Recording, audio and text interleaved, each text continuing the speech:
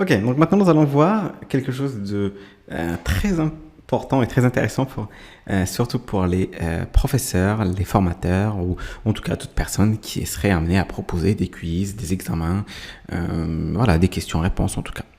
Ok, donc par exemple, je vais demander à ChatGPT en utilisant le même texte que j'avais tout à l'heure, donc le texte sur la Natural Language Processing, NLP, et je vais lui demander ici de me donner 10 questions-réponses, donc 10 questions à choix multiples plutôt, donc QCM,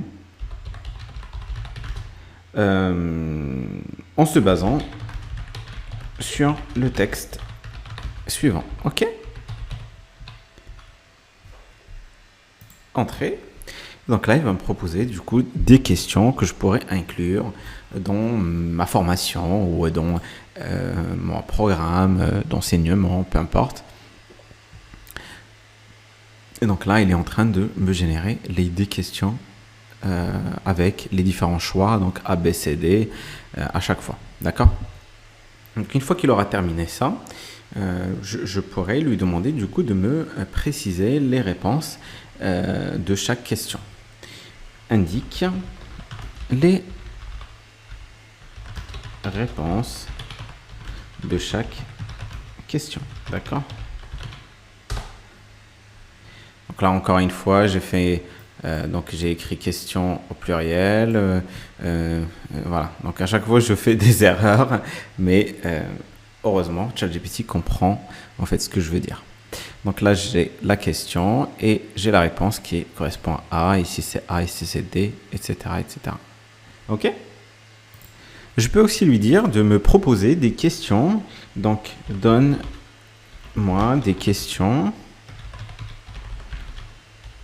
avec vrai ou faux. Ici, je vais préciser 5 questions avec vrai ou faux. Et donc là, voilà, je vais avoir que des questions avec vrai ou faux.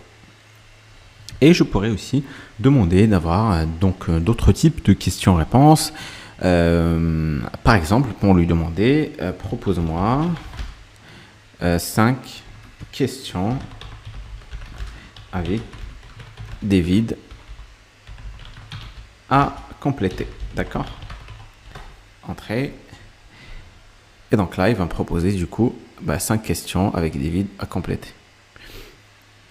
Ici, évidemment, je n'ai pas les choix que le stagiaire ou l'élève pourrait utiliser. En tout cas, la personne qui relie ces questions pourra utiliser pour les compléter. Je peux à la limite lui demander, propose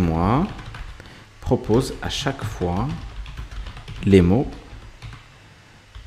ou plutôt des choix de mots à utiliser pour compléter. Ok? Donc là, j'envoie le prompt comme ça et je vais avoir maintenant donc à la fois les questions avec un espace vide à compléter et les différents choix que je pourrais avoir. Et donc comme ça, pour les formateurs, pour les professeurs, ça va être beaucoup plus simple de proposer des questions aux élèves, que ce soit pour des quiz ou pour des examens.